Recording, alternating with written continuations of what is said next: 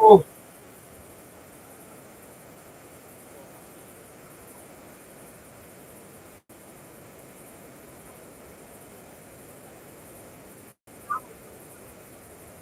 Waterfalls like these. I didn't. I went to Croatia to see my very first waterfall last year. I just didn't know there was waterfalls in the UK.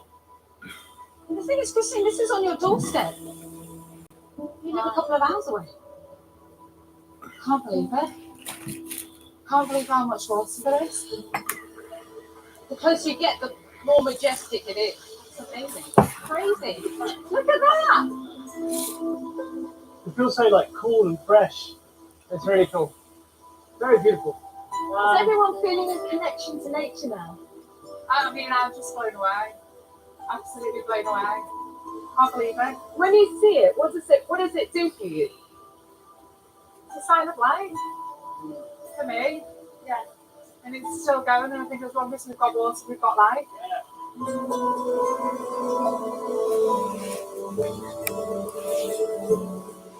I can't believe it.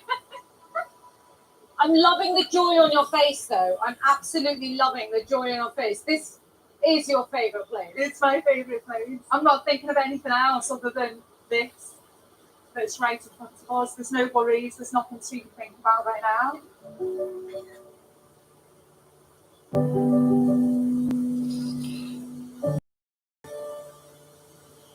The pilgrim path continues, but Christine is reluctant to move on. I'm quite ready to go. Do you want to leave? I'm just scared I never see that ever again. Well, we have to return one day. Do you think it'll be there forever? We'll be there forever, I should think. Oh my word, look at this! Christine, you're going to love this. It's another waterfall. No way. Are you sure it's not just the same waterfall? Waterfalls are like buses. That's amazing. Oh, I don't like this path at all. Okay. Do you want me to go forward, stay behind you, hang on to your I'll go bag, carefully. leave you alone? Are we walking down there? I don't like it. I don't like it. I don't like it at all. I don't like this. Stay to the left. Yeah. When you come to a place like this, you get a real sense of your own significance as a human being.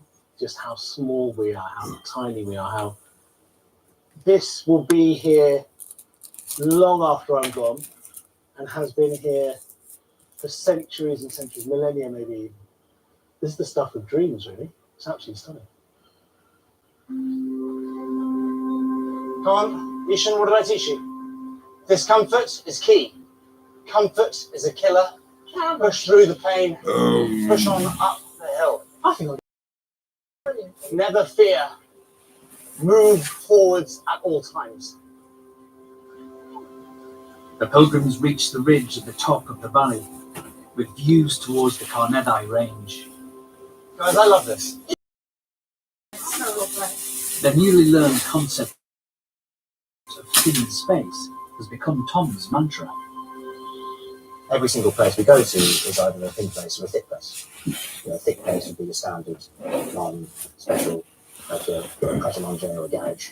And the thick place obviously reminds you of the tiny space between heaven and earth. And I can certainly tell you that this is a thin place. It's not only breathtaking in its scope and its landscape, but it forces you to think about heaven, or at least me. Can't get enough of the thin places. You can keep scoffing on thin places and you never fill up. Because they're thin.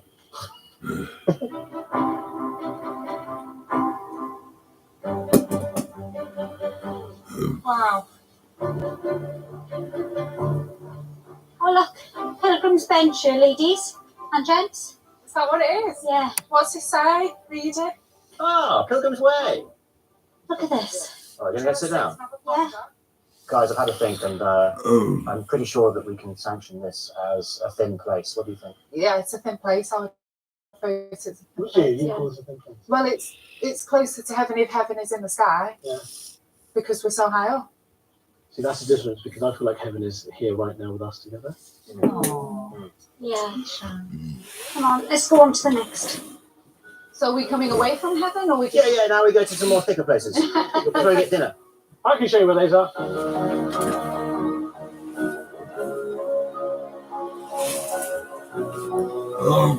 What would you call a hybrid of kind of just people of faith who are spiritual who aren't in a particular lane?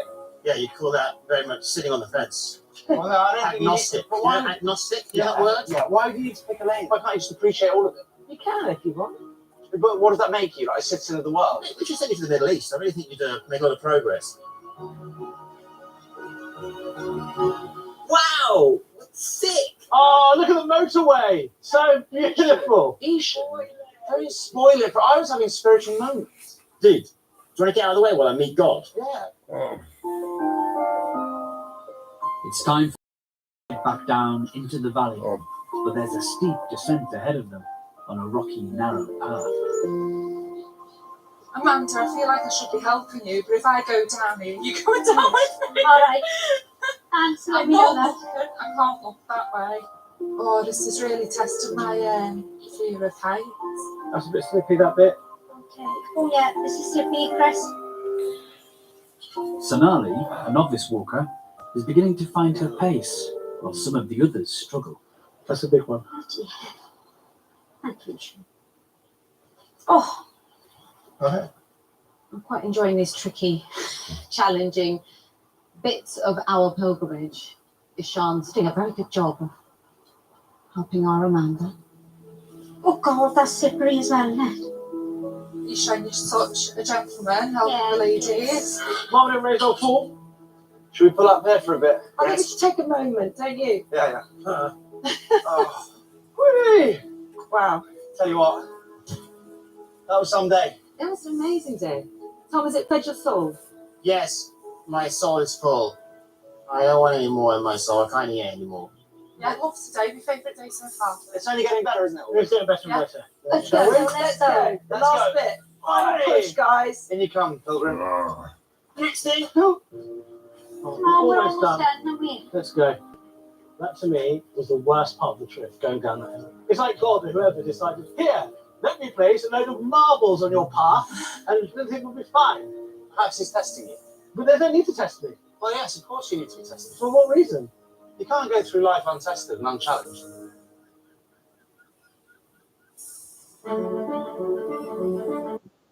Today, the group decide to detour from the pilgrimage path and cross to the island of Anglesey, which is rich in pre-Christian history. With only one day to explore, the pilgrims will split. One group will discover the pagan significance of a lake on the west of the island, while the others travel east to an ancient burial chamber. Once reunited, they'll rejoin the Pilgrim's Way back in Eryri National Park. Anglesey is full of evidence of human occupation going back to 7000 BC. The pilgrims have come to find out about faith and religious practice before Celtic Christianity took hold in the 6th and 7th centuries. Michaela, Spencer and Ishan head to the Lligwy burial chamber on the east of the island.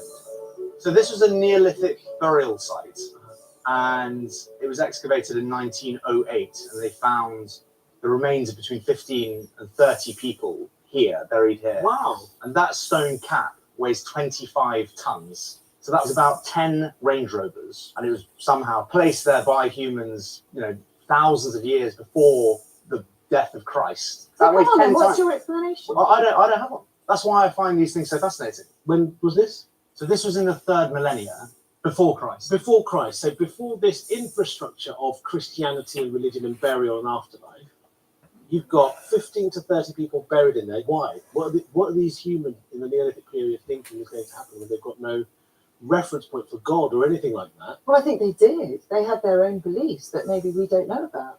I love this stuff. Like I Can I find just show you something that's not going to surprise you? I'm going to show you this. But amazing as this is, and it is amazing. But also, you see all those plants growing within Yeah. the stone there. Do you find that amazing as well? less amazing. What's really nice about this is all three of us are like seeing beauty in different ways. You're seeing just the sheer magnitude, the physics of it. How did they build this? You're seeing the biodiversity on the thing, and I'm, seeing why pre-Christianity, what these people believed, what was interesting to them, and we're here looking at a structure that was there from the 3rd millennium. And when we're gone, people will still come back to this place, and that's the bit that I find quite emotional, actually. That's good. I like that. I like that too. Cheers, brother. Let's go. Christine, Amanda, Sonali and Tom have come to the west of the island to find out about some recent pre-Christian finds.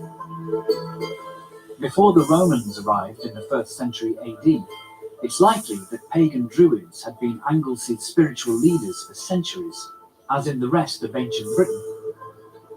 Not much is known about them, but it's thought that they were wise men who dealt with prophecy and ritual. The Pilgrims have come to a Royal Air Force base and met up with RAF Padre Mike Hall. It's quite rude, isn't it? You feel like you should be able to leave the door open to someone. No, that's the point of sort the of slam it in gate. their face. Well, don't they call it a kissing gate, or is that something different? Stop trying to kiss me. You can hear the sea from here. Can you hear it? The waves. Oh, yes. Now Spencer's not here, we can actually hear nature. Yeah. Mike is taking the Pilgrims to an ancient lake, Clyn Cerrig Bach, on the perimeter of the base. Dredging of this wetland area in the early 1940s brought up some significant artifacts relating to the time of the Druids. They discovered on one of those early dredging expeditions a chain. Oh. How big was that? So that is 3 meters in length.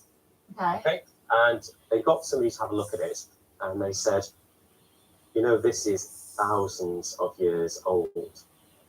This is probably a slave chain that would have been used to attach slaves to each other once they've been captured by an enemy force, and somehow it is at the bottom of this lake.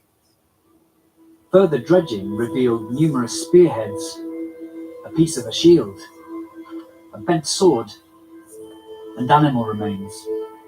In total, over 160 objects were eventually found.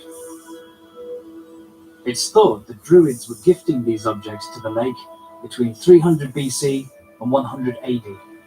But who their enemy was, or what their motivation was, can only be conjecture. The thought is that there was some kind of ritual ceremony that went on in this place to deposit the elements of war, maybe as some kind of appeasement to either eradicate the effects of war for them, or just to conclude what they believe is such an important part of their national life. So we're going to head round to the other side of the lake, and here you're seeing Anglesey at its best, sunshine and breezes. Beautiful. Well, thanks for sorting that out too. You're very welcome. My boss is in that department. Yeah. How big is the lake? Well, it's not just one lake, it's a combination of lakes. Ah. It's very low-lying ground, and in the winter, when the water table rises, all this area is flooded.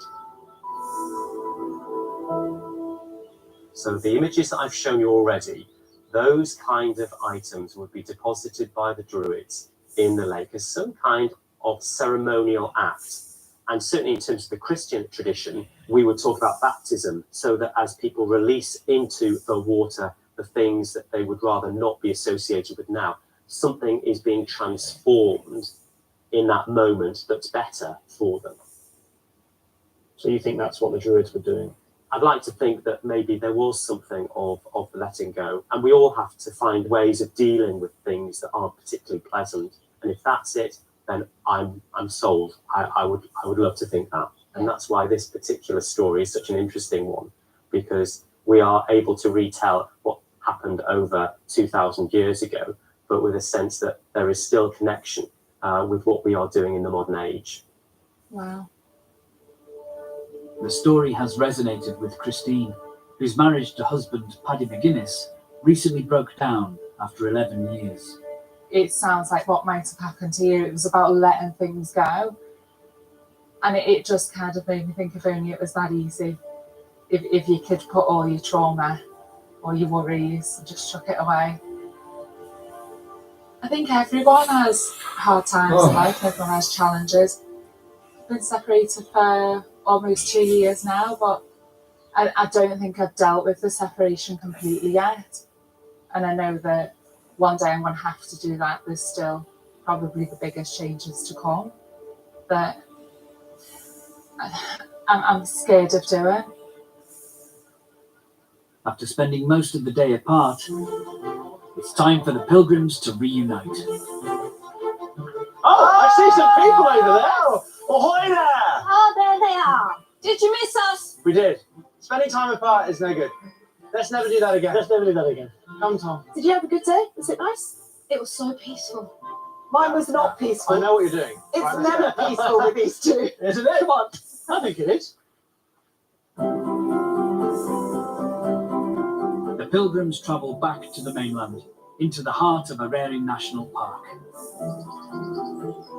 Weighed down by tonight's dinner, they're back on the pilgrim path and heading for their accommodation. A climber's hut.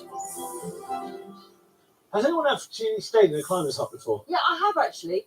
A lot of climbers' huts, they don't have cooking facilities. They have just like a barbecue outside. But I suppose in Wales, we couldn't just rely on barbecues, could we? We're very lucky on this pilgrimage. The We weather's have. been very barbecue friendly. Make the most of it. Yeah, I have done. I mean, when I started this pilgrimage, I was a white man.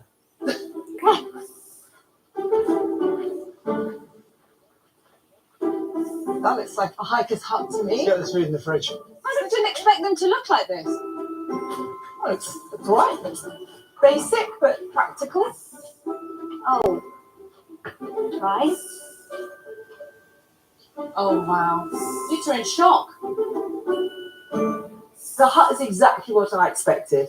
I mean, it's got everything you need. I like these things. I like the fact that some days you're in somewhere really nice and some days you're in somewhere really basic. I like the variety. But Christine's autistic, which means she can find new environments challenging. I don't know if I can do it. And I'm not even being ungrateful. I don't No. need a luxury hotel. I'm happy No, I with don't. basic Yeah. stuff, but this is beyond basic. My sensory needs are different to other people's. The senses are heightened. And I can't help but smell an awful lot in those rooms, and I can really feel how small the space is, more so than the others. It's everything that you'd expect from a building, but this is not a particularly nice one. I mean, climbers have got very little taste, apparently. Very low standards in the climbing community. Come on, guys. Up the game. I think it's fantastic. Takes me straight back to school, you know. No, I think it's fine. It's fine. This is part of the journey. You know, we're in this together. It's not that bad. Like, it's dry. We've got a roof over our heads. It's warm. Come on. Why? Who's whinging? Tom. Yes. Yeah, oh. Hi, Tom. What's wrong? Well, we knew what's wrong. What's right? It's just, well, minging. That's the only word I can describe it, is minging. Oh, lordy lord. Perhaps this is a test to embrace this. So I will embrace it after a few Dettol wipes. Chef. Yes, So sir. happy with this dicing? Perfect, sir. In it goes. Alhamdulillah. What does alhamdulillah mean? Alhamdulillah means by the grace of God. Al, Ham, kham, du, du, billah. lillah. Alhamdulillah. Alhamdulillah. Perfect. Am I as a kind of white Christian or person of, you know, limited religious belief allowed to say that? Yeah, just as I say Jesus Christ when I stub my toe.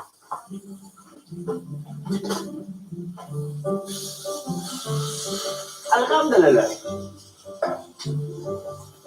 I'm actually really impressed with how the kitchen's working. I've been in quite a few professional kitchens, and this is right up. Well, that's because you've got the dream team of Michaela, Spencer, and Akbar. I'm just like, oh! Well, it's not my fault. The pasta's crap. You know, it's like so organic that it's shit. You know what I mean? Yeah. It's surprising, isn't it? When I first came here, I thought, oh, Lord, Look at us, we've got a feast. It feels like God's table, doesn't it? Do you know where the falafels are? Yes, they are currently probably burning out. The chefs would like you to start. Welsh beef pie, freshly baked. Oh yeah. This is amazing. Honestly, I feel so much better just sitting out here eating. I found another room that I'm comfortable in. Oh great. Yeah, Oh, it's not that much different to be honest, but I instantly just went in there and I was like, breathing here. May I take this opportunity to thank you for preparing such a nutritious meal? Cheers. All of yours, thank you. Cheers, guys. Alhamdulillah. Yeah. That means like by the grace of God. It's getting late, and as the pilgrims have an early start tomorrow, it's time to turn in for the night. I've decided I'm going to embrace the outdoors, and I'm going to give it a go sleeping outside. Which might be a huge mistake if it starts to rain, but hey ho. I think this could be rather nice. It's such a beautiful night. In the boys' dorm, they're worried about Ishan's snoring.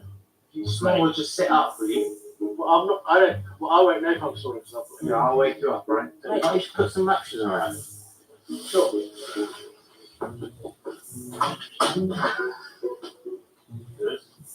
That's good. You should just push against it. It's been designed for that purpose. Put it behind the ladder. I will. That's structurally sound. Right? Thanks. Good night. So proud of you, Pilgrim. Pilgrim. I just can't believe it. Childhood me would be very excited about this. Yes. I'll see you in the morning. Christine's sharing the bunk room she found with Amanda and Sonali. It's lovely, isn't it? It's just ideal. It's just what we want. It's clean. There's nothing. What's that guard in the corner? Daddy long legs. That needs to move. That one invited. You want me to try and get rid of it? Is anyone not scared? I'm not scared. Thank you so much. No, it's fine. I'd have to do this at home all the time. Well done. It's okay. It's okay. Is it? Yeah, it's totally fine. Sorry, where is it? It's in my hand in the tissue. Loosely held, so I don't. Kayla, we're sending a little daddy long legs out to you. There we go. Thank you. You don't need any guests. Ishan, can you hear me? There you go.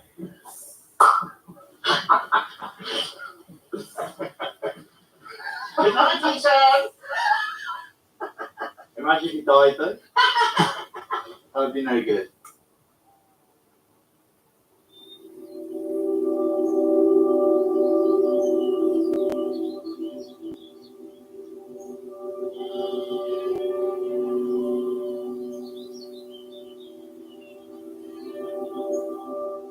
This is what makes it worth it. Sleeping out here, it's actually a reasonable night. And the next morning, you wake up and it's a beautiful morning. But on this pilgrimage, Michaela is dealing with some difficult emotions. I've had a very, very sad year. I've had a lot of grief, a lot of loss. And I think I need to walk that out. And I find putting one foot in front of the other, and being able to free your mind without the clutter and without the chatter is very therapeutic. I think this demonstrates how I slept. I think I need this before I go anyway. I sleep really, really well normally. But last night, on the hour, every hour, there was snoring, wailing, Ishan, thunderclap. I have memory of twice being told very firmly to shut up because of my snoring, which is fair enough. Despite the bad night's sleep, I'm actually really pumped for today because I've never climbed a mountain. As they're in prime climbing territory, the pilgrims have decided to seize the moment. I've seen 3 different forecasts. One says 10% rain, one says 70%, and one says that there might be thunder showers. Oh, I love it. Feeling good? Oh, yeah. Oh, very ominous clouds. It was an interesting night. Let's see how the day progresses. The The pilgrims are going to tackle the highest mountain in England and Wales, Irwyrfa, or Mount Snowdon, 1,085 metres, now climbed by around 600,000 people each year. It even has its own mountain railway. The group will start on the Pilgrim's Way in Llanberis before peeling off to begin their attempt on the summit. Oh, Feeling okay? wow. Nervous but anxious. You're going to be fine. We're all with you. Yes, I know. But they're missing one injured pilgrim. I don't want to go up Snowdon because my knee is all swollen. I've had some surgeries and I have a new ligament in there. And basically, it gets inflamed during the day and then it heals during the night when you sleep. And last night, because of Ishan's loud throat, I didn't sleep at all. So it's still inflamed. And I think like walking up Snowdon today might put me out of the rest of the pilgrimage. Ishan and I have been learning the Welsh name, the original name for Snowdon. Yes. Urwydfa. Urwydfa. That's right. Urwydfa. Yeah.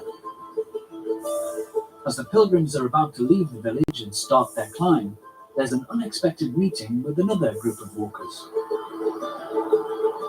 Nice to see. It's so nice to see some brown people on a hike. Finally, my people are here. So you belong. Yeah. So you're hiking tonight, I assume? Yeah, today we're hiking. I actually live in London, so I moved up here, and it's closer to nature in general. Being a Muslim, it kind of embodies nature and being out there, and you see what's being created, isn't it? Do you feel like when you're doing a hike, it makes you feel a closer connection to Allah? Yes, it does, because if you look back, all the prophets, they climbed mountains, and that's where they went for reflection. But it's so nice to hear because, like, you know, I got drawn to you as soon as I saw you because, like I said, we don't usually see brown people doing this kind of stuff, or Muslims. Like, what? Why do you think that is? I think when our grandparents came to this country, they came here to make something of themselves, try to fit in. So they worked, and that's what they did. So they've lost that essence of being out there. Because when you're in a federal country, this is what you wake up to. Yeah. So when we grew up, we never got taught that. Now slowly, everything's coming back again.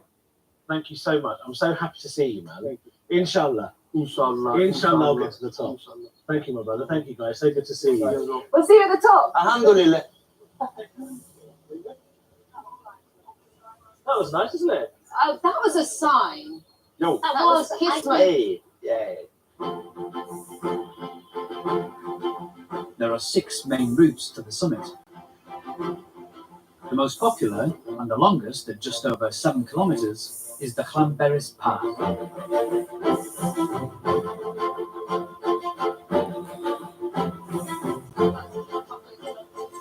Remember, one foot in front of the other, head down. We will eventually get there. Do not be demoralised. How are you finding the walk, my friend? Finding it all right. Yeah? Like I get it. What do you mean? Like I get it. It's nice. You're not that bothered. But then just think about how good you'll feel when we get there. Well, I hope so. Focus on the journey, Thank you. not the destination. It takes around 4 hours to walk the Llanberis Path to the summit. It is interesting why people do tromp to the top of the mountain. It's that desire, I suppose, to push yourself. It's better than an ordinary walk because it's more difficult. So you have that sense of achievement when you get to the top. Do you know what I love about mountains? Is that they're just here. They're reliable. You know what I mean? Life comes and goes, and the mountain is always here. If you do need to iron out issues, I can understand how a walk like this would help sort you out. So, Nali, I already feel lighter. I woke up this morning feeling really sad. And sometimes What about? grief. I'm going through grief. Who did you lose? Sometimes about 4 different people over the last few months, Really? including a best friend. I'm sorry. And I feel sometimes like a duvet of sadness on top of me. Has it started to lift? As soon as I get into the mountain, it lifts for me. Wow, that's great. It really does. I feel my head is clearer. I feel with each step that I take, I feel more grounded to the earth, and I feel that I can cope better. But after walking for nearly 2 hours, Oh my God. Amanda is finding the challenge difficult. Are you feeling it in your legs or in your breath? My legs more. I'm finding it hard to lift my feet up. Physically and mentally, it's been tough for me, you can see. But yeah, but I'm getting it. It's part of the journey, isn't it? You've got to get your inner strength going. Let's go, baby. Onwards. Come on, team. The pilgrims are at 780 metres, about 3/4 of the way up.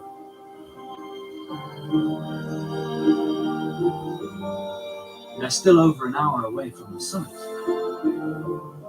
when they reach Clogwyn Station, where the mountain railway crosses the path. Wow, look at this. That's quite nice. Quite nice. Quite nice. That's beautiful. Now you realise how far Yeah, look how how up we are. come. There's the perch at the top that we really want. And you get, come on, mate. I'm actually quite scared of heights, so I don't want to go too close to the edge. But Okay, scared. let's just move forward then. No, you do your picture. And you're getting in the photo, mate. Okay. First of all of us. Do you have a fear of heights? Yes. Okay, we did not know There it this. I'm so happy. You know what I'm looking at? A couple of people who are about to conquer Snowdon. Yeah, Let's yeah. go. Let's go. They're baby. The final 1.5 kilometres is on a tricky rocky path. This terrain is pissing me off. And the more I step on this, The more angry you're getting. yeah, and the less I'm seeing what joy anybody gets from doing this. No joy at all today? Zero joy. I don't understand. I don't feel any sense of accomplishment. I feel no sense of achievement. It just seems so pointless. When do you feel a sense of achievement then? You know what? Because I feel like we've got to find that. That's a very good question. And maybe that's the issue. That's a bigger thing. I don't think I ever feel a sense of achievement. Well, then this isn't going to give you a sense of achievement if you never feel it. Yeah, I never feel it. But you should have started with that down there. Sorry. Come on, Ishan. Why do you think you don't feel a sense of achievement with anything? I feel like I'm nowhere near achieving what I should be, and I feel like I'm holding everyone else back. Who are you holding back? I'm holding everyone back, everyone here. You're not holding a single person back. They're all gone far ahead. Yeah, and they're playing their own game. You play your own game. I'm now getting angry at you. Why? You not seeing what you've achieved today. I'm like, what a waste.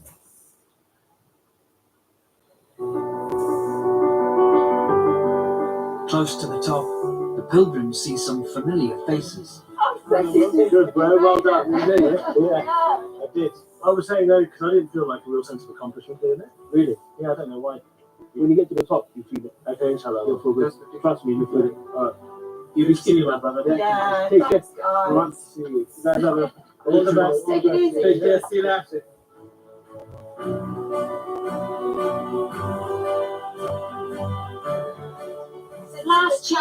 Last climb. After 4.5 hours, 2 more steps and we're at the top. We've made it. the group take their final steps to the summit. Yay! Woo!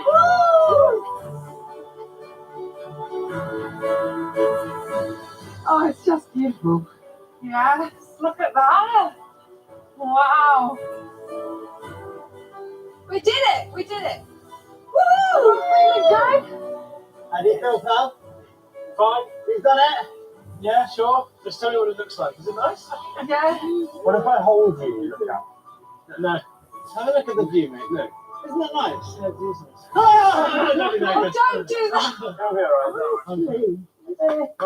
Let's get the train and go find Tom. Yes, Yeah. come on. Let's go. Let's go find Tom. Reaching the summit was a milestone for Amanda. When I started the walk today, when I seen the steps you've got to go and the climb you've got to do, I thought I just can't do this.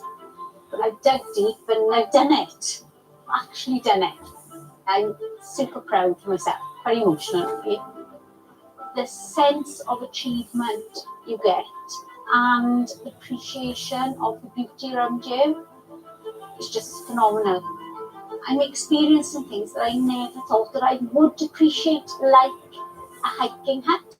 I now get the hiking hut thing because after today I would gladly go back there. See, makes sense. Finally. Oh, Oh, the reunion! Well done. Congratulations. Oh, yeah, so I've spent the entire day Did you sweat? sleeping. Oh. Congratulations. Mate, how are you? Good to see you. Congratulations. Rosenberg. My best friend. Yes. Oh, I thought that Mike, those guys are- Yeah. Oh, Wow. When it comes to solo and doesn't get, ready, so you're away. You're away. I've done it more than you have. Let's go. Let's go.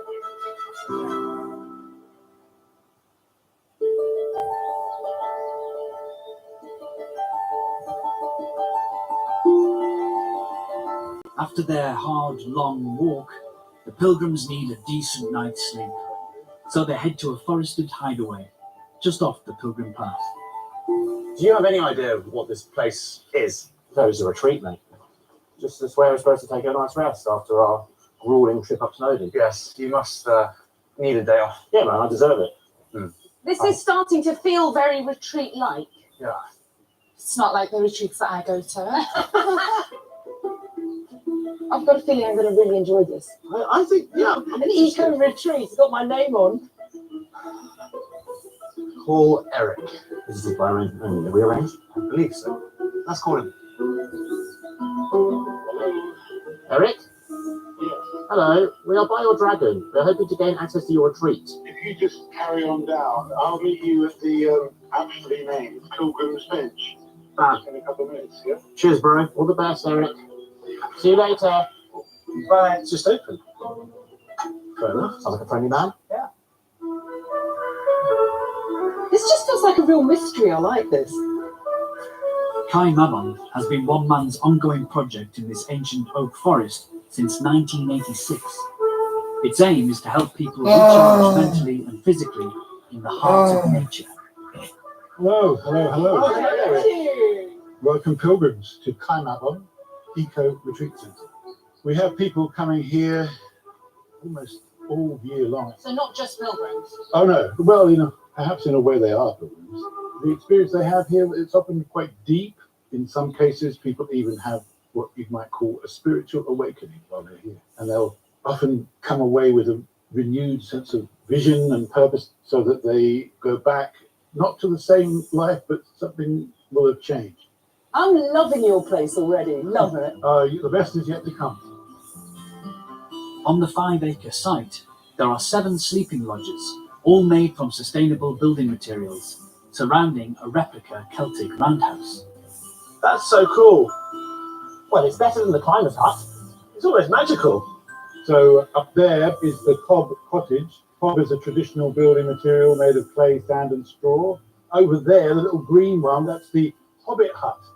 Over there is the long house, and then in the far corner is the hogan. So you'll be able to choose which one you want to stay in. This place is amazing. You say you've been here for 37 years. Yeah. 37 years well spent. Yeah. Really, fair play. Thank you. The Hogan is the most foresty, isn't it? Yeah, If there is such a term. Right. Yeah, mate.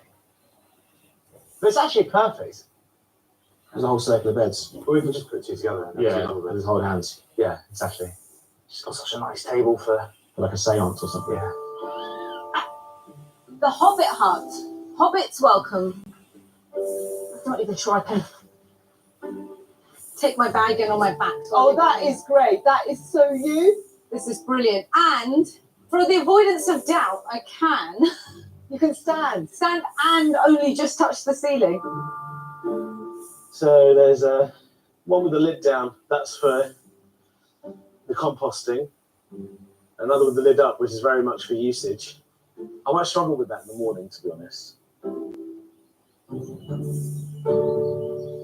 During the pilgrimage, Christine has suspected that Tom might have some traits of autism.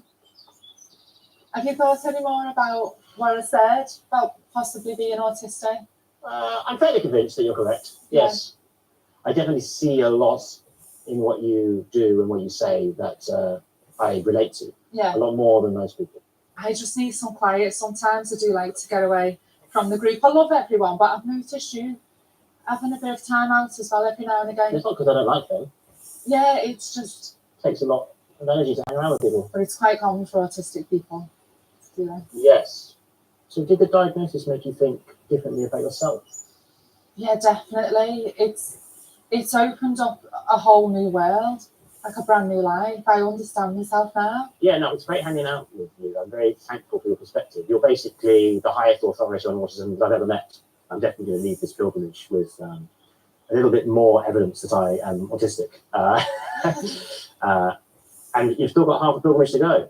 Yeah, So there's plenty more to learn, there is. plenty more eye contact to avoid. Yeah, honestly, my muscles have worked the most in my eyes. Oh, we're having a great time, guys. We really love all of these dinners we're having together.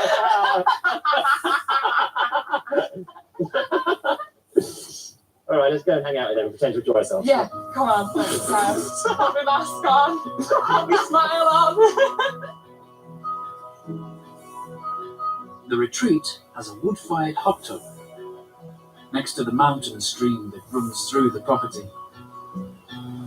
I actually hate cold water. Do you? I hate it. You seem to love punishment though. No, it's because I like to push myself out of my comfort zone. We love my brother.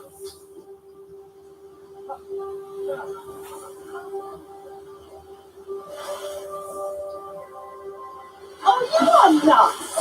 I follow you, but you are slightly nuts.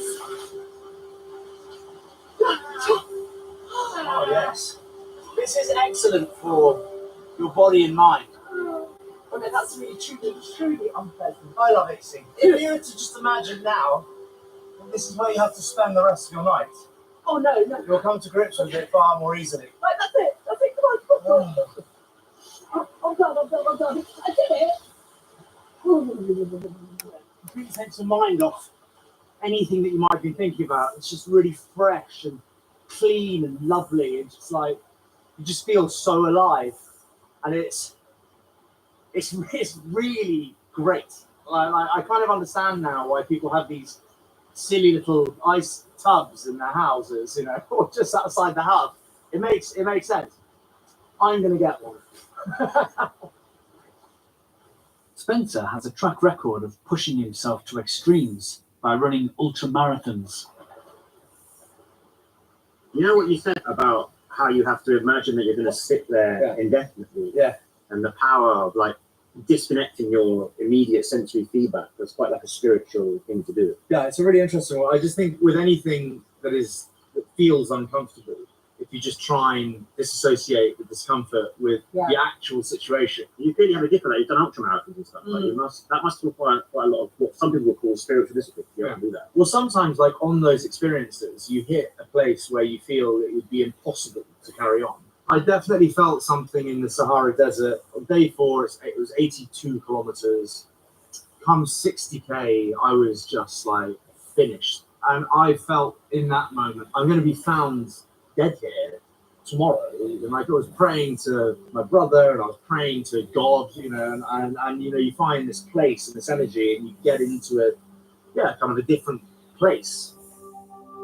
Spencer's brother Michael died descending Everest when Spencer was just 10. With my brother passing 25 years ago, I feel him with me from time to time, in times of need. Usually, if I'm doing one of these ultra events, there are always times when you are just like energyless doesn't describe it, and something comes into me and lifts me up and gets me going again. And I love to think that that's Mike helping me, you know, putting me back on my feet, pushing me through the pain, getting me through to the finish line. Maybe it's that feeling that I keep going back to, because it's not something I can experience in my day-to-day life.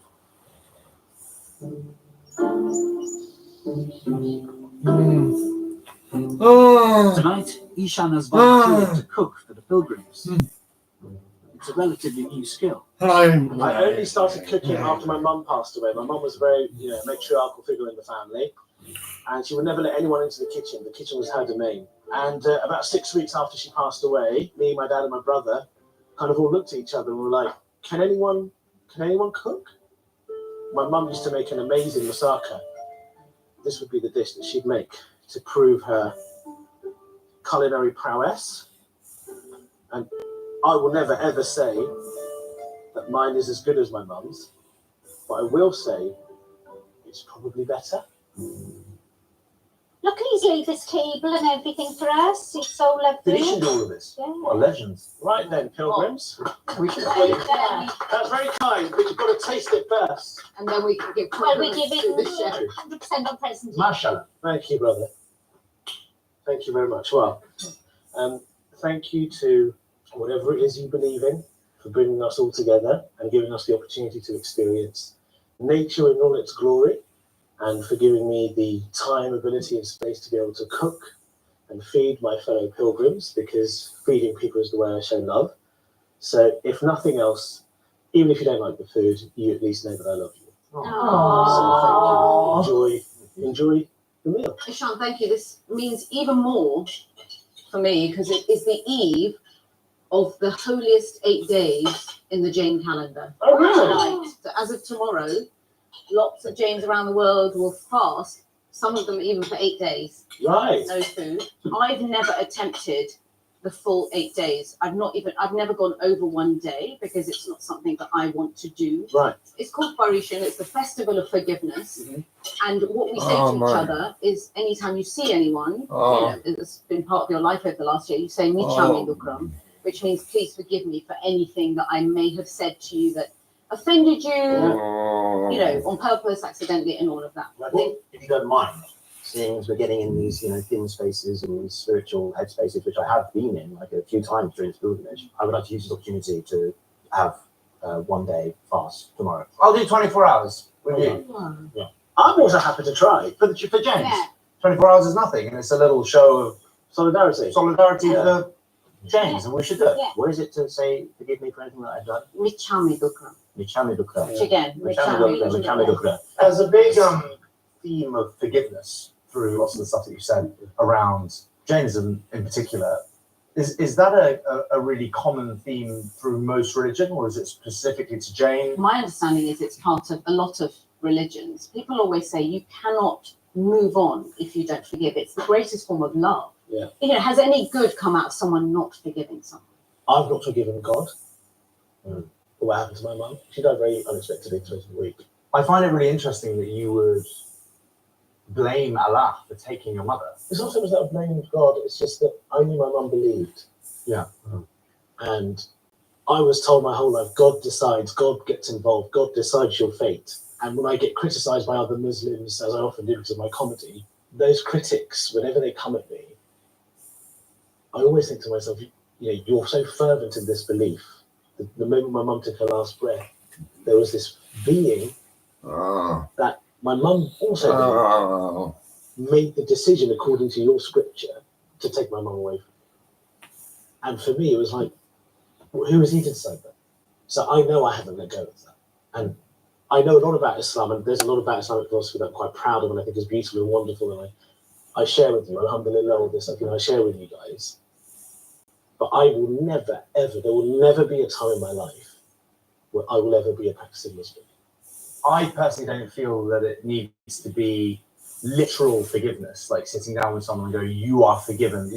Like my brother's death, my parents and my other older brother knew that, climbing Everest was a dangerous thing, particularly in 1999. We were originally told that Mike was kind of lost on the mountain, and as a family, we treated his death just as you would.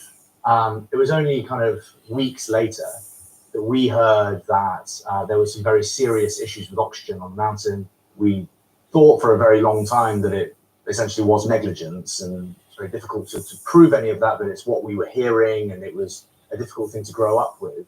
I hated those people.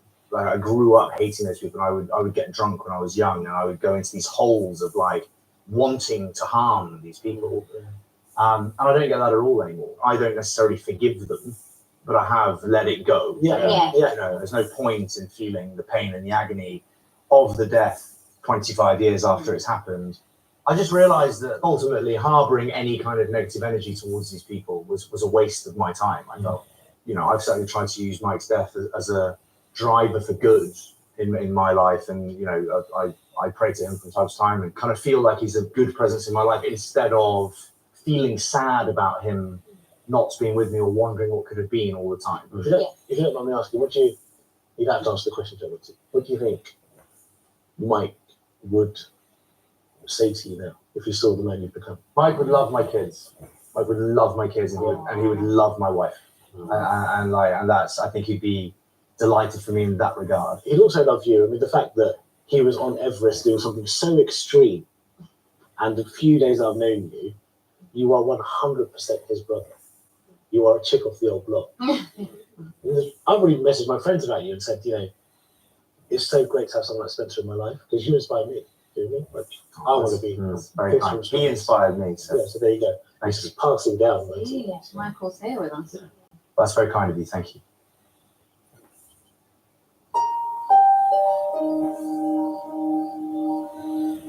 It was just beautiful. It was a magical moment in seeing someone strip a layer back. Yeah. He absolutely stripped a layer back today, didn't he? Yeah. Perhaps this is what this whole journey is about. Yeah. I was very surprised with how much Spencer opened up. It was very unexpected because Spencer's personality is not too dissimilar to mine. We're high energy people. We like radiating positivity. We don't like being vulnerable. So for him to be open enough with us and comfortable enough to start sharing that, I think is a real testament to what we've achieved as a group. Good night, Spencer. Sleep well, my friend.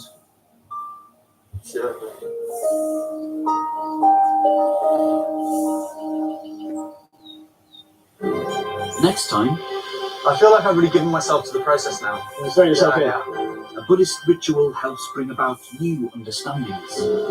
Maybe today has just confirmed. Maybe I should just say I am Jane. I'm not scared of death anymore. We're very close to the edge. A cliff-top path is a walk too far. Take your time, Nishan. Oh, you can't run down. I can't get my foot off. This is the most ridiculous thing I've done in my life. And Bardsey Island lies tantalizingly close. Is it looking good? It's not looking good, it's looking bad. Oh. No way, man, I need a Bardsey Island hoodie. There's 12 stories of rebellion, risk, and the radical part of youth waiting for you on Sounds. Download the app now for history's youngest heroes with Nicola Coughlan.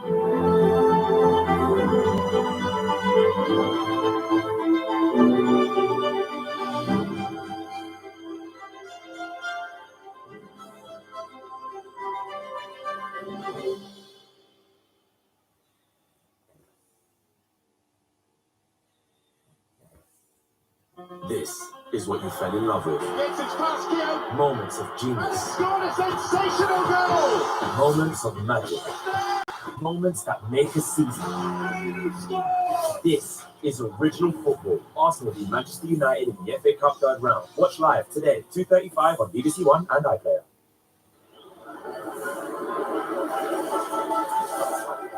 Our live coverage of Arsenal v Manchester United just over 2 hours away here at 2:35. But where to now on BBC One? Hello and welcome to Bargain Hunt from Uttoxeter Racecourse in Staffordshire, where our teams will be racing around these stalls with the aim of buying all sorts of antiques and collectibles. Then they'll head here to the auction to see who can make the most profit. So what are we waiting for? Let's go bargain hunting!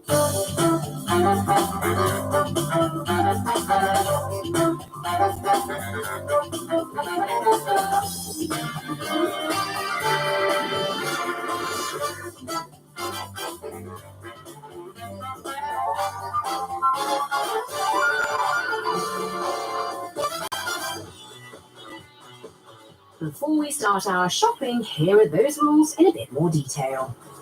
With £300 to spend, our teams will have just 1 hour to find 3 items that they hope will make them a profit at auction. Whoever makes the biggest profit or smallest loss wins. Let's take a look at what's coming up. It's looks like Frankenstein.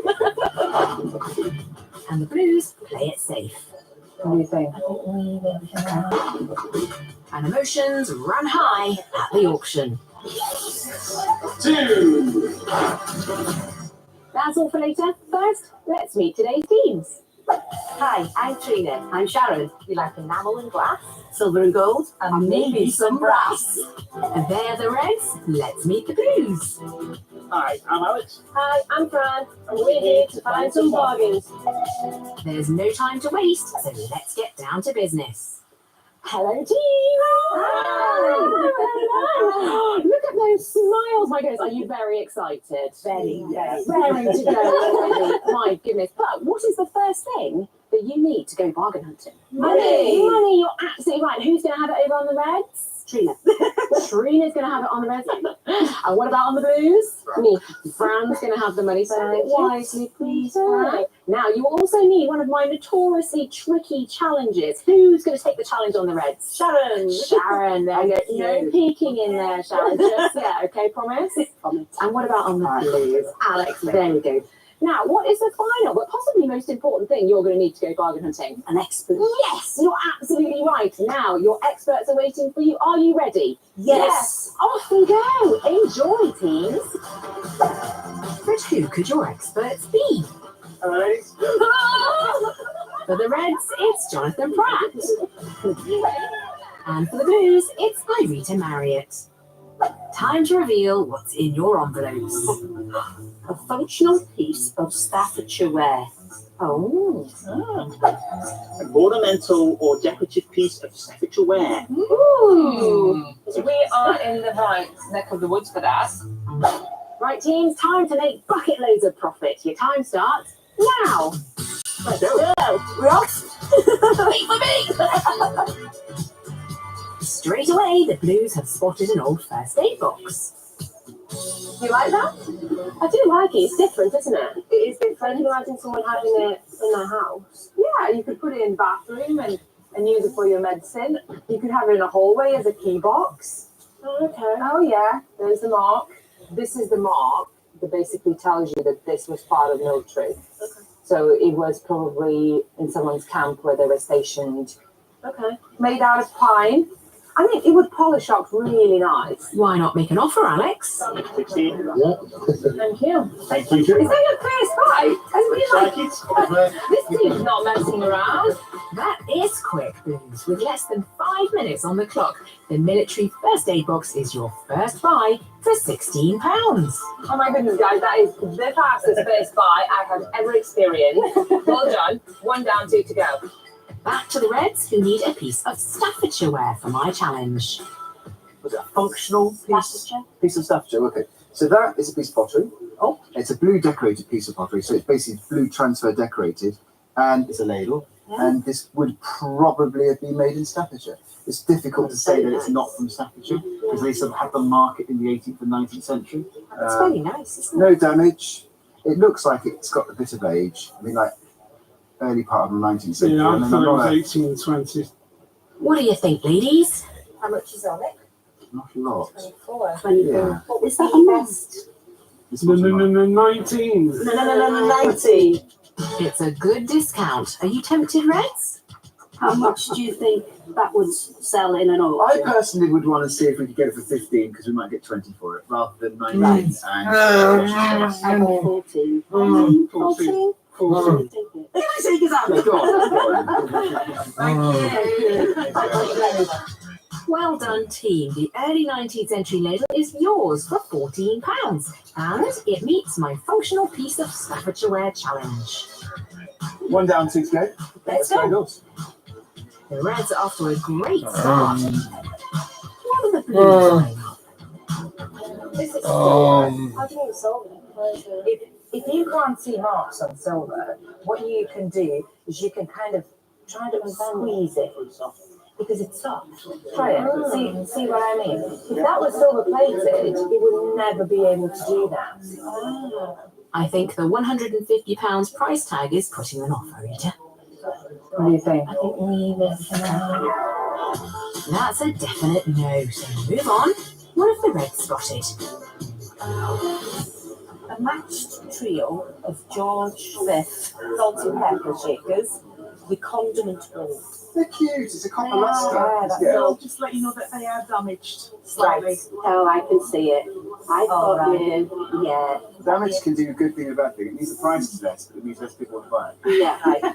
I mean, this sort of copper luster you sort of get in the northern counties, particularly around sort of Sunderland. This is functional, but it's also quite pretty. Yeah. What do you think your best price would be on something like that? 55? You'll have both? No, can we maybe leave it? If you want to, yeah. I think damage on one is a real shame. It's the Yes. salt that's damaged, isn't it? Yeah. It's been assaulted. Don't encourage him, ladies. That one itself, you see, is if you took those aside and said you've got a salt and pepper, you've just got a really pretty little plastic bowl. No, we can come back. Yeah, we'll have to think about that one. Thank you. They're possibly put off by the damage. Blues, how are you getting on? What about that? That strikes me as something I'm not quite seen before. Wedgwood, black basalt, it would tick out a box, wouldn't it? Tick out a mark. Oh yeah, just there, basic. It says Wedgwood on the bottom. Probably about 40, 50 years old, glazed inside, which is a bit different. This was used for ice. So you would have put your ice in there, and the porcelain would clean better, easier. So you would pop your champagne. How much is this? It's 45, that's the best. Okay, and there's no negotiation on that? Not on that one, it's black result. What do you think, guys? Should we park it for now? Yes. And then have it as an option? Yeah? Okay. He likes it as an option, sir. He likes to have options. Don't we all? Come on, teams, you both have one item each, and you need to step up the pace. What about this 19th century wooden bowl? Oh, wow. Is that a repair, is it? Whether it's somebody who's recognised the use of it and it's got a crack or a split in it at some point, and they've repaired it, so they can carry on using it. Underneath there's an even earlier staple they've tried to sort of brace it. Wow. Every little dimple is one sort of strike with a little draw knife or an axe. Yeah. Which is like an axe with a sideward facing head. What would be your best price? I round it down to £100. I'd see an auction estimate of 80 to 120 and see it maybe making 120 if we're lucky. If you shake my hand at £90, then it's yours. That would be your big buy. That is a think about it. I think that is good. I like it. I like Yeah, I it. do too. And I like that you like it. Okay, there's lots of likes. Another one for the back burner. Meanwhile, the Blues have spotted a wooden box. Does wooden carving appeal to you? It's got an intricate design to it. So this looks like it could be trench art that soldiers in trenches basically made out of whatever they had, shells, that sort of thing. And they made anything from jewellery to furniture. 1914, so World War One. Yep. £125. It's a big spend. It's definitely a big spend. Yeah. I think in auction you would be looking at 60 to £80 on that. I think we should ask the price. Just so we have an option. We haven't found anything that's over 75 yet, so. We got a question, sir. The little box. The beautiful little World War One box. Oh, you see, he's giving you the spiel. No, that's not the spiel, it's the detail. It's not just a box, there's a story behind it. Well, our question is in the detail. Okay, well, the detail, Okay. 90. 90 is going to be it, really. Could we do 80?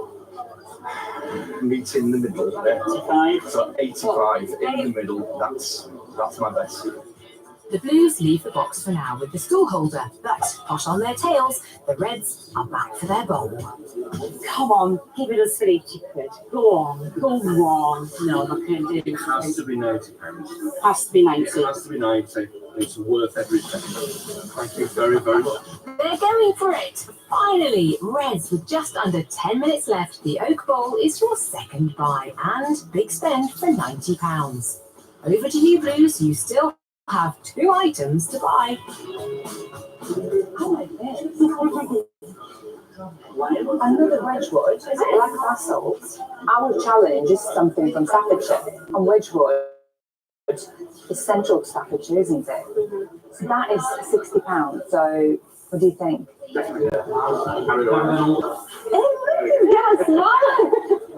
right, are you going to haggle? How good are you? I would really like you to buy that for £35.40. Okay. Let's give it a go.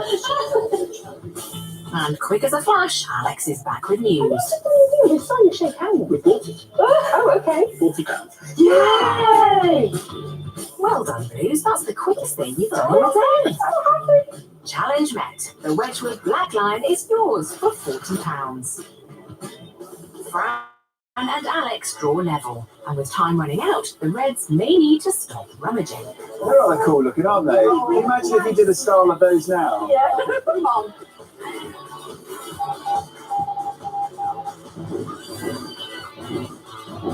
Come on, team, there's no time to mess around. Meanwhile, the Blues are heading back to the First World War box they saw earlier.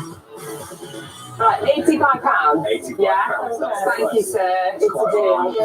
That is a deal. In the nick of time, the carved trench art box is the Blues' big spend at £85 and wraps up their shop. We've got both ends of the clock, right at the start, right here. Yeah, that is very, very true. The Reds have decided to make a last-minute dash back to the little bowl they saw earlier. Can we have the ball, please? Is it just the ball? Do you want the ball or do you want the set? Look off the set, please. Yeah, 50 I think it I was. think he said 50. Thank you. Yeah, shake hands. Thank you very much. Thank you. Unbelievable! With seconds left, the Luster condiment set is yours for £50. You took that to the wire. Teams, it looks like your shopping is over. Well, I think I've got quite a few calories doing this. Let's remind ourselves what the red team bought. They met my challenge by scooping up this blue and white Staffordshire ladle for £14.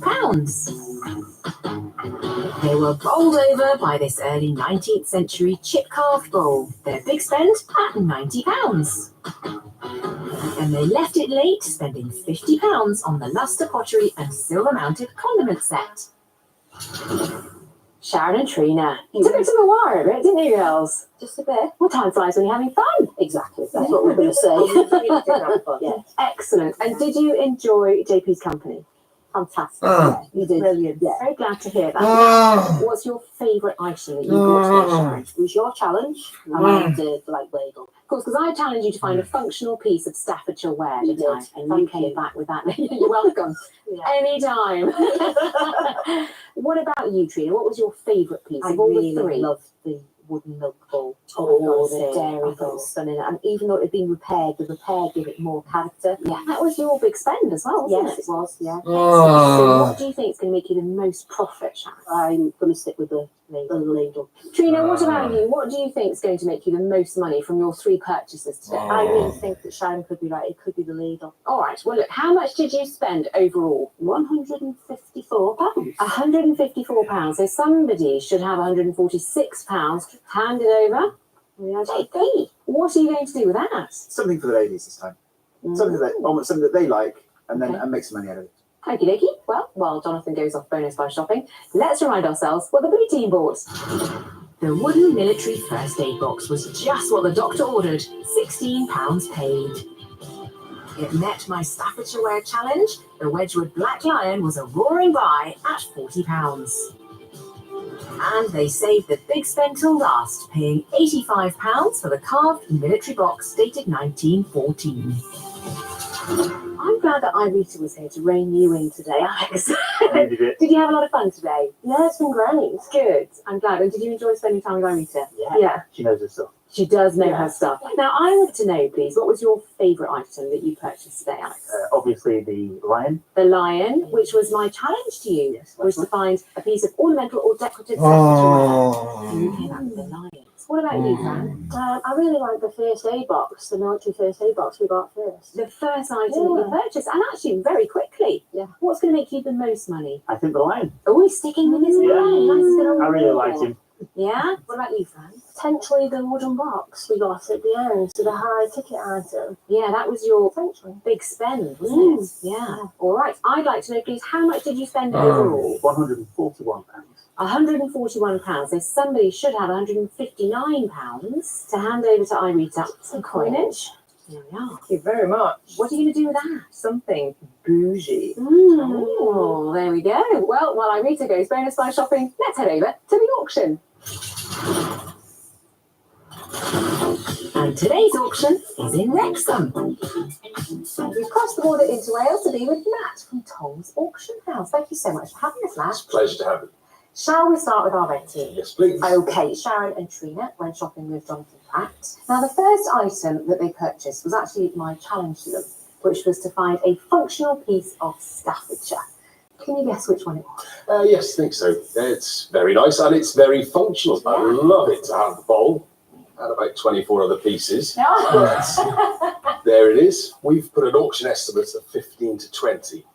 Oh, they'll be delighted. £14 paid. Right, now their second item, which was Trina's favourite, was this really quite wonderful bowl. It's my favourite too. Yeah, Chip carved, beautiful, lovely, solid piece of wood. If that could talk, it could tell stories. What is your estimate? Because it was their big spend. I think it's 60 to 80 pounds. Okay, £90 paid. They might struggle. Okay, now their final purchase was this really rather gorgeous little condiment set. 3 beautiful little items, again, functional, decorative, very nice, would grace any dining table. Yeah. Has got a little bit of damage. I've said 60 to 80 in auction. Okay, £50 paid. So you're predicting a profit It's for a it, winner. which is great. That's the Reds. Over to our blue team, Alex and Fran, who went shopping with Irita. And their first purchase was this really rather wonderful first aid cabinet over here. I've not seen one of those before. Have you? No, I haven't. And I think it's beautiful. It's got the look. Again, it's decorative. You have that hanging in your hallway. It's a great focal point. So what's your estimate on it? 20 to 30. £16 paid. They will be delighted. It's a no-brainer. It definitely will be making profit. My goodness. Okay. So their second purchase, which was my challenge to them, I challenged them to find an ornamental or decorative piece of Staffordshire. And they came back with this rather lovely lion. I think it's very nice. It's Wedgwood. There's collectors of lions. Yeah. I just wonder whether it would have been one of a pair I should think so. originally. I should think so. We've got 20 to 30. £40 paid. Do you think that might be a little bit much? I think it may be a struggle. So their third and final purchase was their big spend. And it's this really rather gorgeous little World War I box. How do you rate that, Matt? I think it's beautiful. It's got the look with the history behind it. If it was just a box, it's 20 to 30 pounds. With the history that it's got behind it, Okay, they paid £85. Will you be taking the action for us? I will. Looking forward to seeing you in action. Thank you.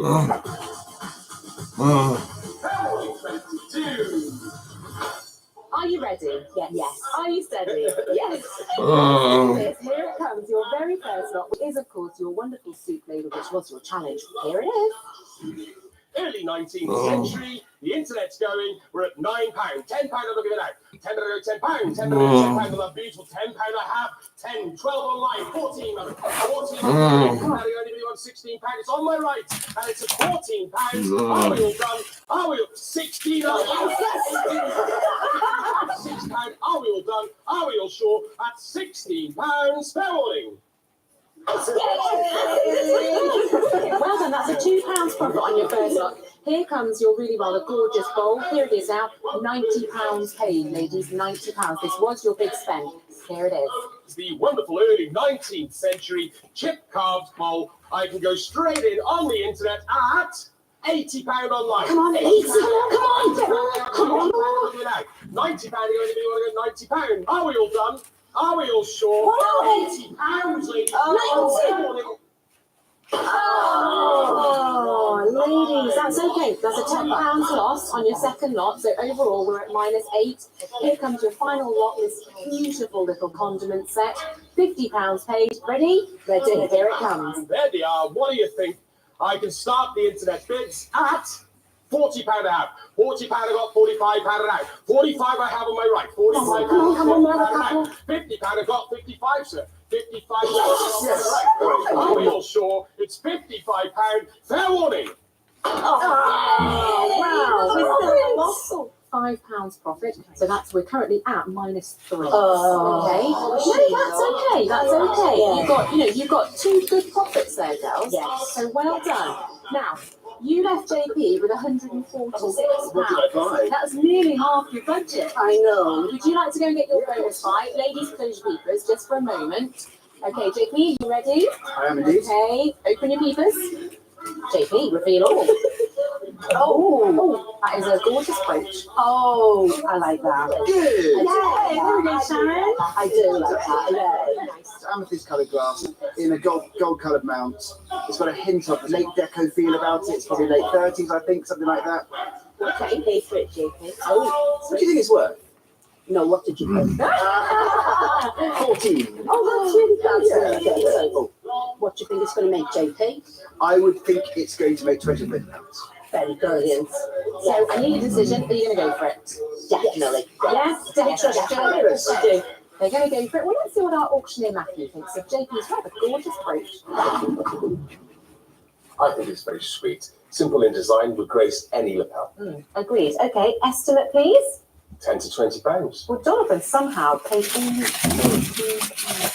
Every cent. So, ladies, our auctioneer has put an estimate of 10 to 20 pounds, okay? But I think that could work in your favour, because I think that will encourage the bidding. So don't panic just yet.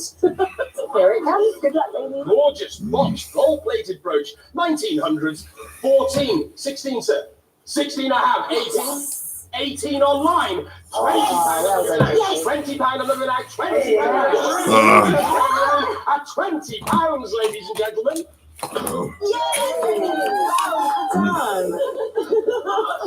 That is incredible. Your bonus buy has just made £20, so that is a £6 profit. So you are at +3. Not a word to the blues. Not a word. Sip it.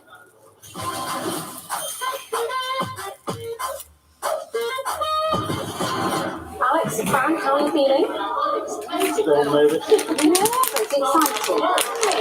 glad to hear that. Are you excited? Oh yeah. Oh yes. Here we go. Your first lot is that really gorgeous sort of birthday cabinet. And this is your favourite. Yeah.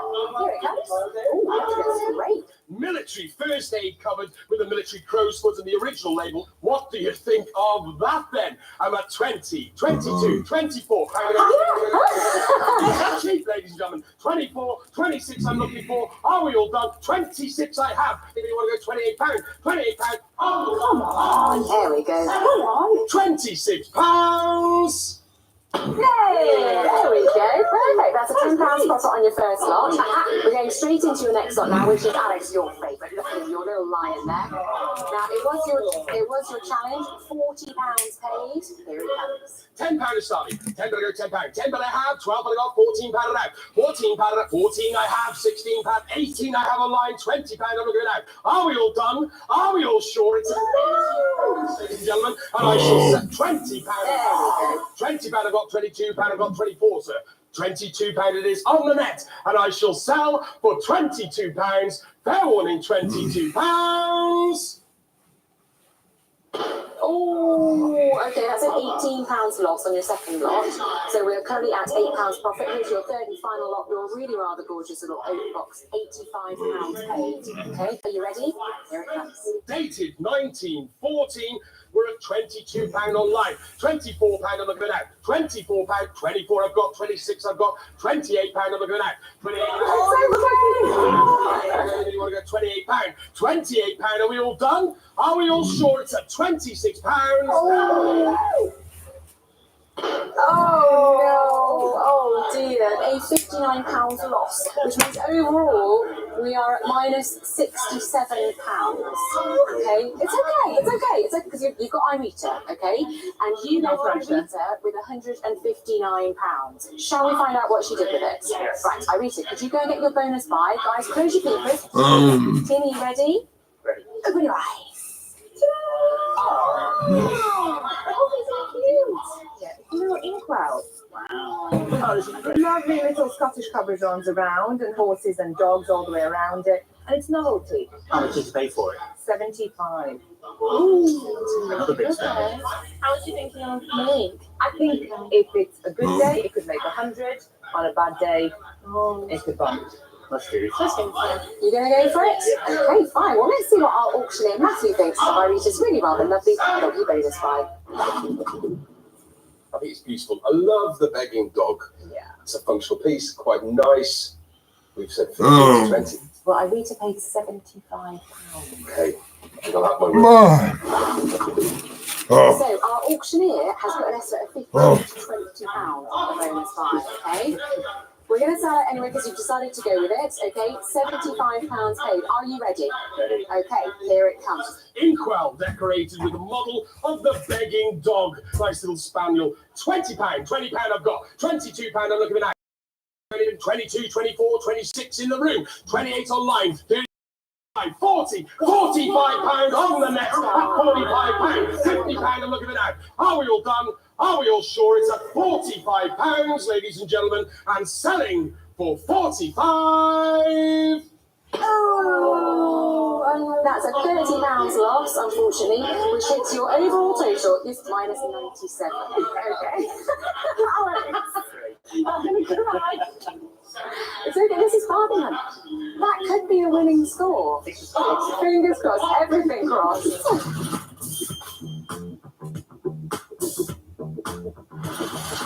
What a day! Would you like to know who's today's winner? Yeah, definitely. The winners of today's show are Sharon Tree.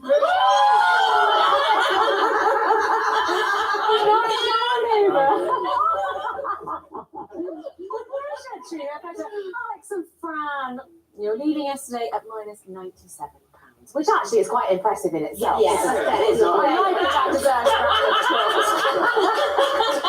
very well done. Did you enjoy it? Yeah. Thank you. You've been such great sports. Very, very well done. But our victorious Reds today, my goodness.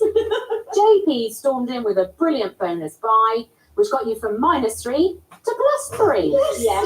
Very well done. Right, here we are. £1 here, £1 here. How are we going to split this, ladies? Sharon can have it. Did you enjoy yourself, ladies? Loved it. Every minute. Amazing. Brilliant. You've all done incredibly well today, every single one of you. And if you think you can do better than our teams today, then don't forget you can apply to come on the show via our website or indeed for us on social media. But more important than any of that, don't forget to join us again next time for some more bargain hunting. Yes? Yes. Hello. Okay, now. How do you become the most successful manager in British football history? There's only one man who can answer that. Watch Sir Alex on BBC iPlayer. And it's Neil Robertson v John Higgins launching the Masters now on BBC Two.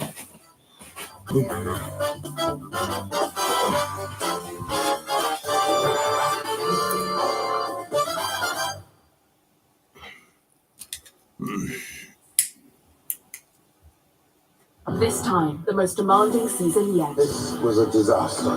You're fired. The Apprentice, coming soon on BBC One and iPlayer. On Songs of Praise today, I'm in Edinburgh, meeting Christians inspired to put their faith into action. Do join me in a bit.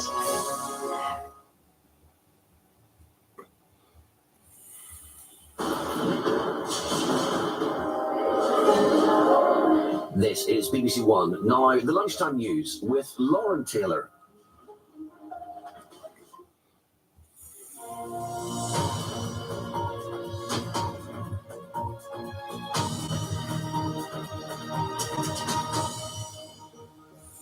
Good afternoon. At least 16 people have been killed so far as US firefighters race to prevent the biggest of the deadly wildfires in Los Angeles from reaching Brentwood, one of the city's most exclusive areas.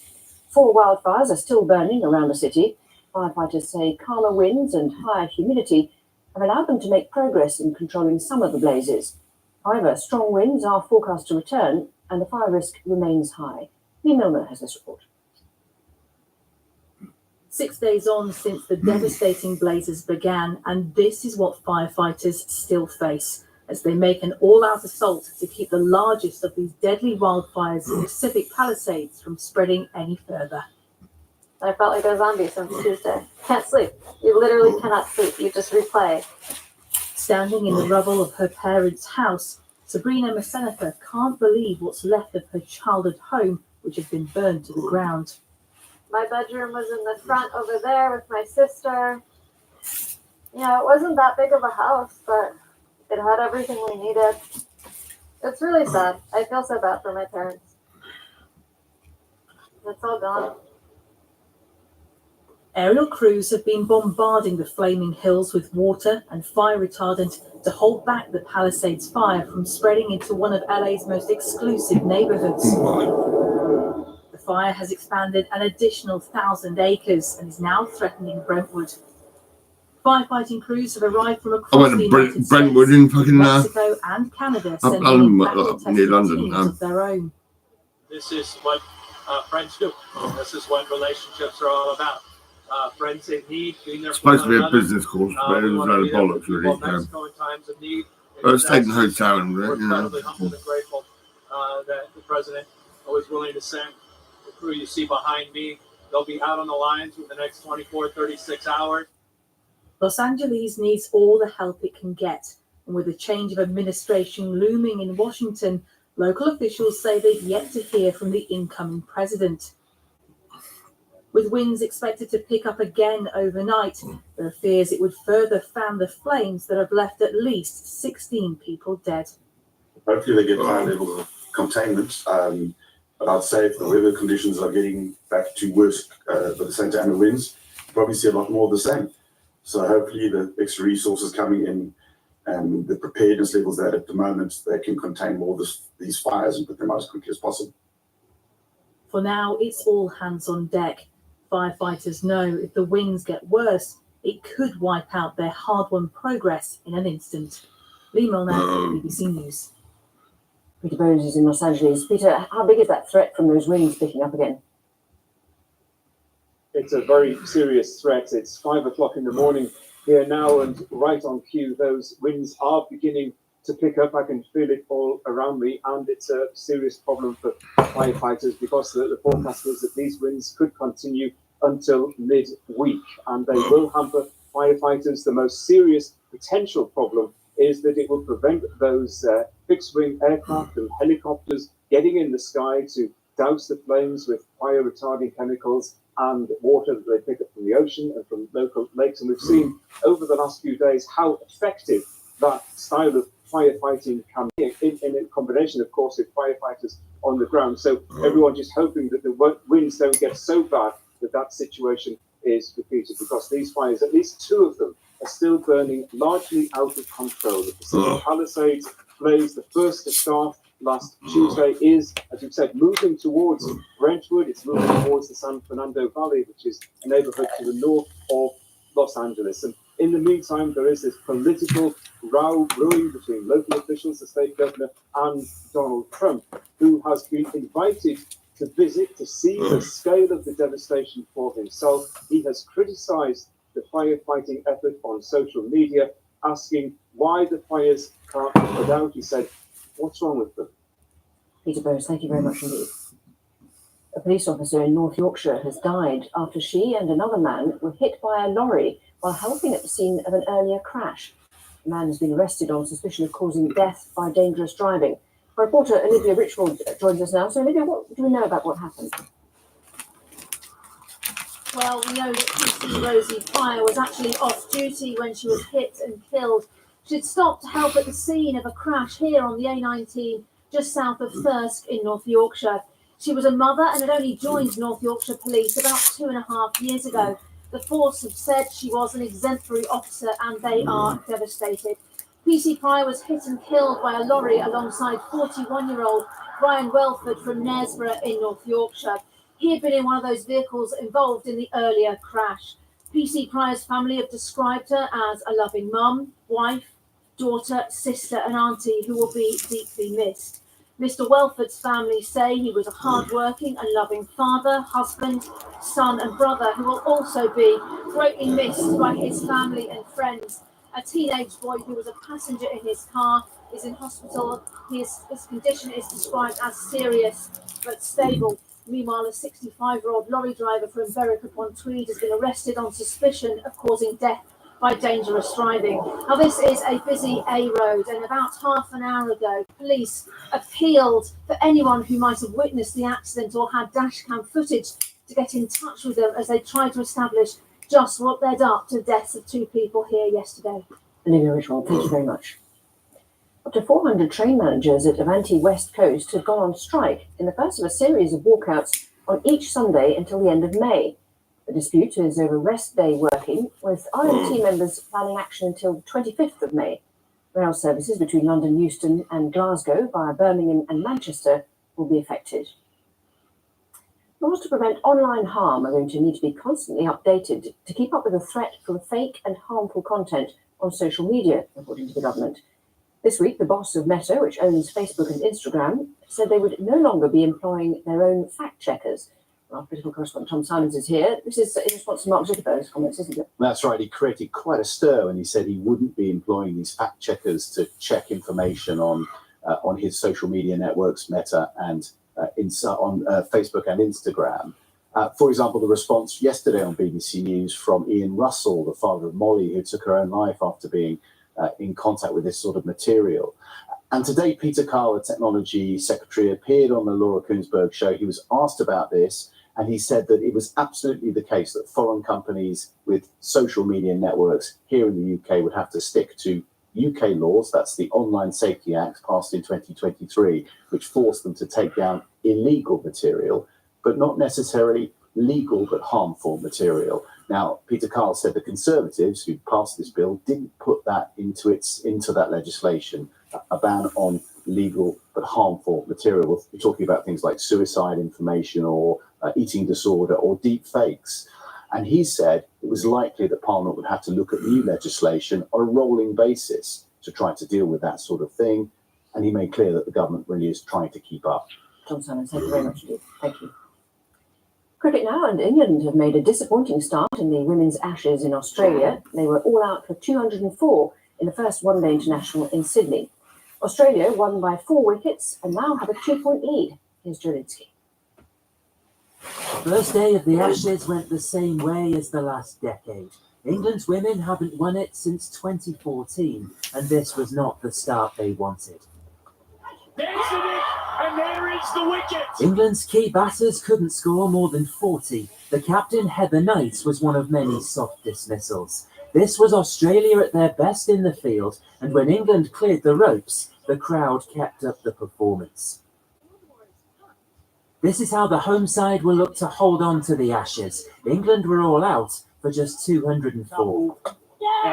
And when they took the field, the catching pattern didn't stick. This was England's problem at last year's World Cup. They now have 2 more ODIs, 3 T20s and a test to somehow find a way to stop the Aussie rise. They take 2 points to start the multi-format series, and England need to change a 10-year Ashes trend. Jolinski, BBC News. And that's all from me. The next news here on BBC One is at 7:15. Thanks for watching. Bye for now.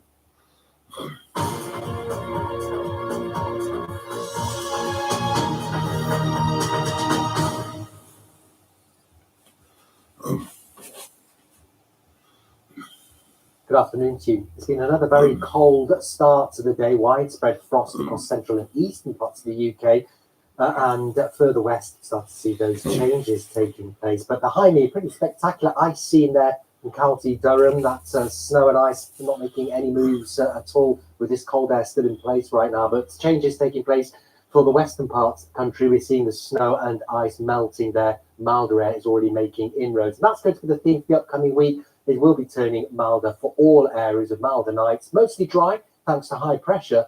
And we could see a few issues with fog patches across England and Wales where winds will be lightest.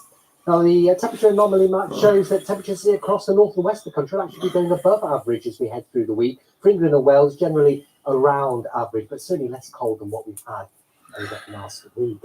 Now, high pressure is building in through today. That's keeping things fine and settled. We've got a couple of weather fronts moving into Scotland and Northern Ireland. More of a breeze here as well, and that's pushing the mild air in, but also with outbreaks of rain. And as the mild air begins to make inroads through tonight for Scotland and Northern Ireland, we'll see a thaw of all that snow and ice, and with rain falling on top of that, then we could see some localised flooding issues. So breezy, cloudy, mild in the northwest of the country tonight. England and Wales, though, still yet to see that mild air return. So it's going to be another cold night to come for England and Wales. A touch of frost once again, some misty fog patches too. So for Monday then, it's brighter for England and Wales. A better chance of seeing the sunshine here, but a chilly start. Further north and west, a lot less cold. A frost-free start. We should be losing the frost and ice at this point as temperatures Monday afternoon reaching 12 or 13 degrees at best. But still quite cool, England and Wales, but less cold than what it's been of late. That weather front pushes southwards into England and Wales through Monday night, fizzles out as it runs into the area of high pressure, so it leaves a legacy of cloud. At this point, the milder air will be across most of the UK to start Tuesday. Just some colder spots there, as you can see, for the far south and southeast. So here will be a chilly start, some sunshine, but very soon, throughout Tuesday, I think all areas will be in that milder air. There will be quite a bit of cloud around generally, lighter winds for England and Wales, so here a bit of mist and fog, breezier for Scotland, Northern Ireland, where we have double figure values. Further south, we're looking at 8 to 10 degrees, so significantly warmer than it has been. And then as we run the pressure sequence on through the week, you can see high pressure dominates the scene, bringing fine and dry weather. We continue to stay that milder air, always mildest, as you can see, Scotland and Northern Ireland, where we'll have weather fronts close by here and more of a breeze. Wednesday then, a milder morning to come for most, dry, some sunshine, a bit of mist and fog, breezy for the north and west of Scotland, where we could see just a touch of rain, and temperatures 8 to 12 or 13 degrees. So that's around or a little above the usual norm. Thursday, very little change. Again, some mist and fog bringing the well, some sunshine here. Always a bit cloudier for Scotland, Northern Ireland, and we'll have that weather front moving in, bringing some rain to the Western Isles. And again, those temperatures double figures in the north, high single digits for England and Wales. Friday, similar story, maybe a bit more cloud in the mix here, and we're starting to see weather fronts encroaching in now to the west of the UK, but it's still staying mild, those winds coming in from the south or the southwest. So a fine and second week to come because of high pressure, but as we head into the next weekend, it looks like it'll stay mild, but also more unsettled with wind and rain pushing in off the Atlantic. Take care. Plenty of live sport today across the BBC. Bath play Clermont Auvergne as the European Champions Cup continues live from 5:25 p.m. on BBC Sounds. Catch up with all the action from the first day of the Australian Open with Tennis Breakfast. Listen now and every morning from 7 a.m. Also on BBC Sounds. I'm reinvestigating some of the most dramatic chapters in British history. Oh, yes, it turns very dark here. Get closer to the truth. Lucy Worsley investigates. Watch now on BBC iPlayer. I'm back with the show that so many people love, but nobody seems to know what it's called. People call it the one where you check people's phones. The one where you wake people up in the night. Welcome! The one where the wall falls down. Are you kidding? The new series of Michael McIntyre's Big Show, is that what it's called? Starts Saturday at 6:50 on BBC One and iPlayer.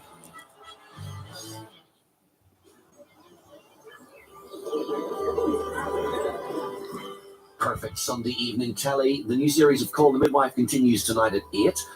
Feel free to join in now on BBC One with Songs of Praise. Fucking joking. The Christian life is a call to share the same kindness and compassion.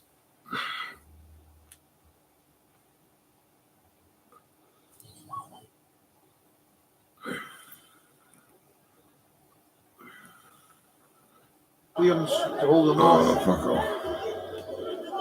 There's the bollocks of me. Fucking hell. Going straight to fellow operator. Give me number 9. No, stop! Wood ants scavenge whatever food they can and hunt their favourite springtime prey, caterpillars.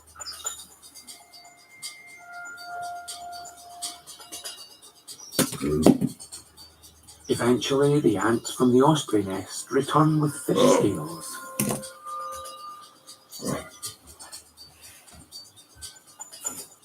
Food from Lake of Menteith, 3 miles away, will feed a colony of ants deep underground.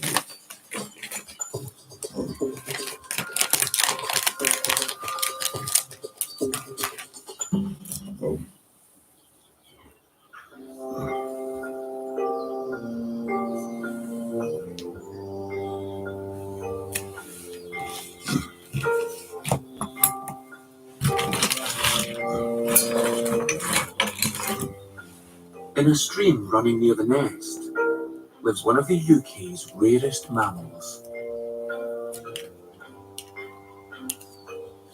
Water voles spend the winter sheltering underground. Then in spring, The warmth entices them out. This is one of the lucky ones. Each winter, 2 out of 3 water voles die from starvation and the cold. Hungry survivors Trying to get rid of the pain in my feet. 80% Fucking hell, of their my body legs and my each muscles day and my just to feet stay are alive. fucking mental. It means munching for around 4 hours a day just to get the calories they need. But it can't be their only focus. They need to be on the lookout. I'll put my feet in for their the main foot bar. threat, Yeah, I am. Fucking right. American mink. Brutal predators that love to eat water voles. They were brought into the UK for the fur trade in the 1930s and escaped. When they reached Loch Lomond in the 80s, water vole numbers crashed. Entire colonies were wiped out. Just a few isolated groups were left scattered along far-flung riverbanks. Determined to save their population, the park set about getting rid of the mink and then released 1,000 water voles.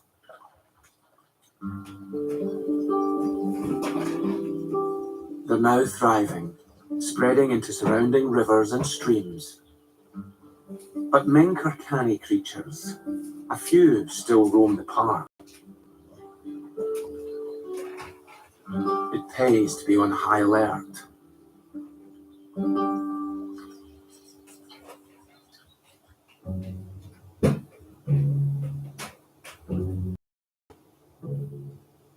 "20 miles to the west, high on a mountainside,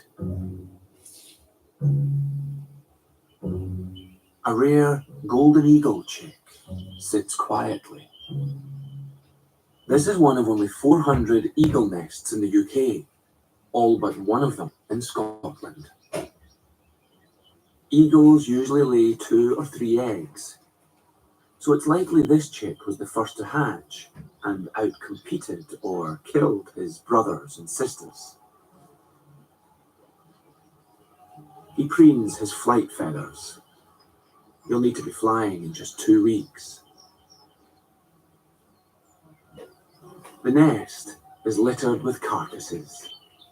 His parents are good hunters.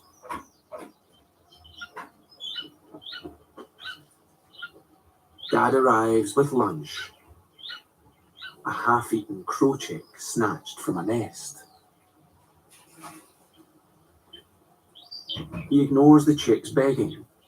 Maybe it's time the youngster learned to feed himself.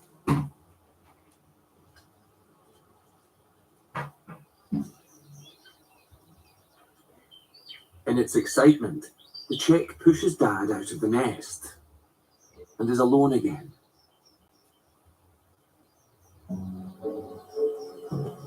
The life of an eaglet is a boring one. Long periods of nothingness, punctuated by food deliveries. He passes the day fighting off midges. Hunkers down and sits it out. Watches flies.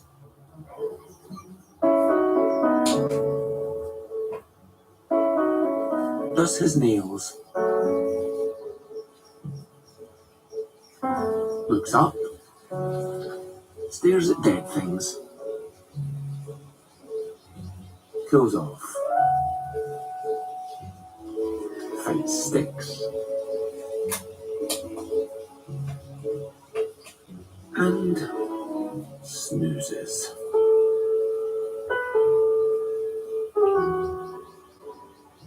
Eventually, Mum arrives with more food and the boredom is banished.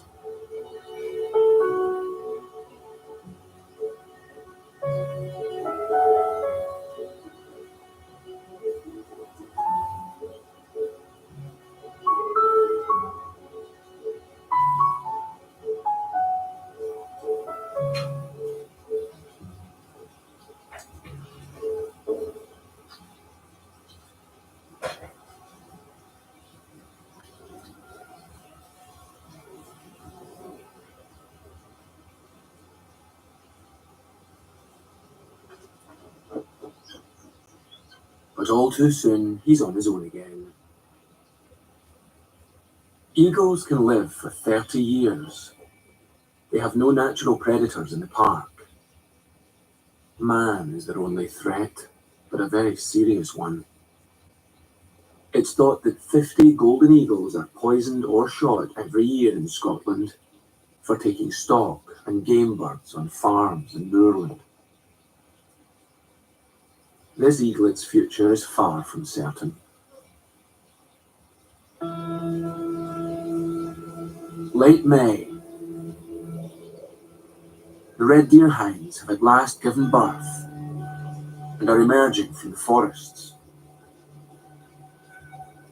Their calves are only a week old and at the most vulnerable. But it's not just predators they have to be wary of.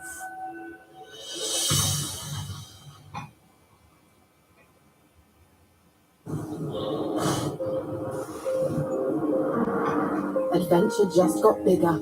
Outdoor Adventure on Channel 5, sponsored by Smart. That saved him a swim. Groceries delivered in as little as 20 minutes on Deliveroo.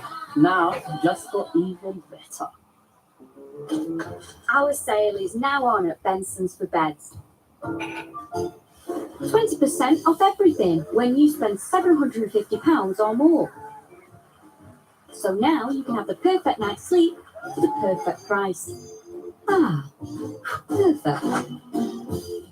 Hello, I'm Ava. That's the home, kids, fridge. That's Gary. Anyway, my whole life I've been on some diet or other, but still always struggled to control my weight. I don't want to show you that. To find a happier place, I came to Newman, who gave me ongoing support, new habits, and weight loss medication that's clinically proven. So why should I be shamed into thinking that I don't deserve the help that medication can offer with my weight? Lose up to 50% more weight than dieting alone. Visit Newman.com. Kickstart your year and hit refresh on your home with EE Broadband, $29.99 a month, and nothing to pay up front.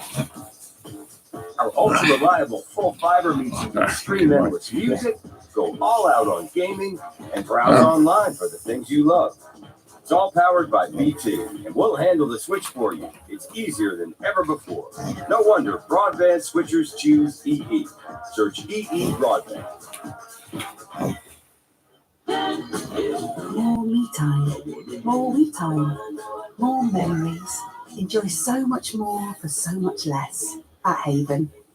A few seconds can make all the difference. Very Sure rapid response technology detects intrusion fast so that certified experts can help 24/7, dispatching a private security guard and notifying the police for you and your family.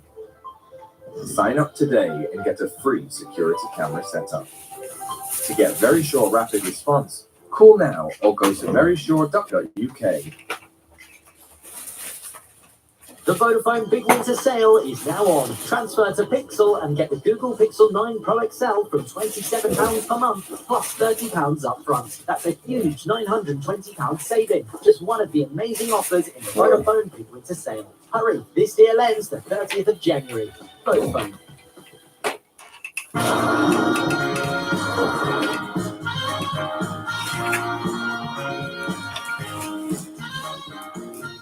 What you need is love and all